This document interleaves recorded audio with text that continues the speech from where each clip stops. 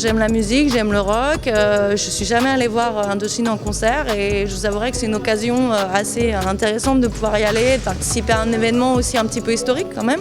Ah, en plus c'est Indochine, je savais même pas. Je viens de l'apprendre, c'est génial. Bah tant mieux.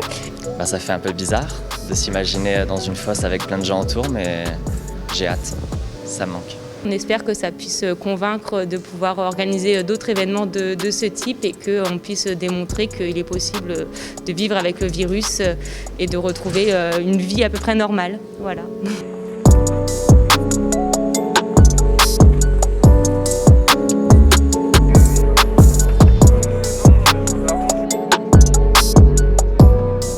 Cet essai clinique, c'est un essai comparatif, donc il y a 5000 personnes qui vont assister au concert et 2500 personnes qui vont rester chez eux. Et on va voir s'il n'y a pas de risque, de sur-risque par rapport au Covid d'assister au concert. C'est des gens qui sont testés avant le concert. Et donc il faut qu'ils aient un test négatif, c'est ce que vous voyez ici. Et ne sont inclus dans l'essai clinique que les gens qui sont négatifs.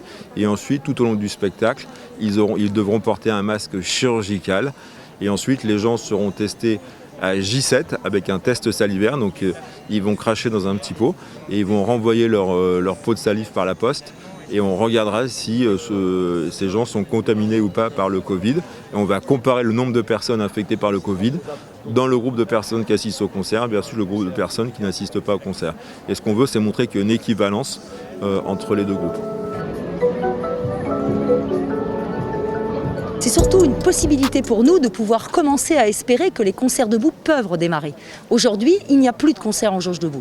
Ce qu'on nous propose pour cet été, ce sont des concerts en jauge debout, mais fortement dégradés.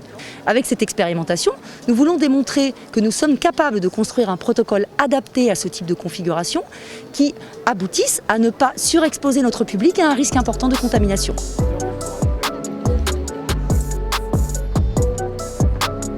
Nous avons décidé aussi de regarder dans un objectif secondaire la qualité du port du masque. Nous allons mesurer si le port du masque est bien porté tout au long d'un événement festif. Ce sont des choses qu'on ne connaît pas du tout.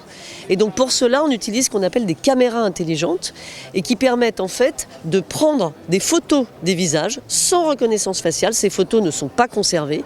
Juste la photo dit port du masque bien porté, pas bien porté. Et nous allons faire des statistiques au cours du temps.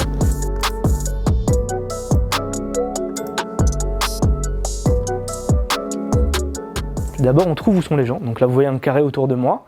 Et enfin, la couleur du carré va nous indiquer le bon port du masque. Donc là, je porte mon masque, je suis en vert. Mon masque passe en dessous du nez, je deviens orange. Half masque, ça veut dire que mon masque est moyennement porté. J'ai plus de masque, je deviens rouge, no masque. Et en fait, l'idée, c'est qu'image par image, on est capable de traiter les corps qu'on détecte pour sortir cette information et ne garder que ça. On veut voir au cours du temps comment évolue le taux de port de masque. Est-ce que 100% portent leur masque pendant 100% du concert? Ou est-ce qu'à un moment donné, par exemple, au milieu du concert, le masque passe un peu en dessous du nez pour 50% des gens, de façon à pouvoir avoir une mesure objective et quantifiée du taux de port de masque. Pour vous donner un chiffre, si vous voulez analyser tous les visages de tout le monde pendant tout le concert, il y a à peu près 72 millions d'images à analyser. Et donc c'est une tâche qui ne peut pas être faite par un humain. Et c'est pour ça qu'on utilise l'intelligence artificielle et nos algorithmes afin de détecter justement ce taux de port de masque. Notre idée, c'est de faire uniquement de la statistique. Vous savez, je vais vous donner un exemple. Quand vous allez dans un concert, justement, il y a des gens avec un clicker qui compte le nombre de gens qui rentrent et qui sortent. On ne sait pas qui est qui, et si vous sortez plusieurs fois, vous êtes compté comme plusieurs personnes. C'est la même chose. On ne stocke jamais la notion d'identité. Notre but, c'est simplement de savoir, sur 100 personnes qui viennent de passer un endroit, combien de pourcents portent ou non un masque. Et donc, comment ça se passe? Il y a plusieurs caméras, effectivement, et vous vous baladez, vous êtes filmé par plusieurs de ces caméras-là, et en fait, caméra par caméra, on va être capable de dire combien de pourcents des gens portent le masque à un instant donné, sans jamais savoir, bien entendu, que vous êtes passé à un endroit puis à un autre. Il n'y a aucune notion de tracking, c'est vraiment la différence entre une statistique et un fichier.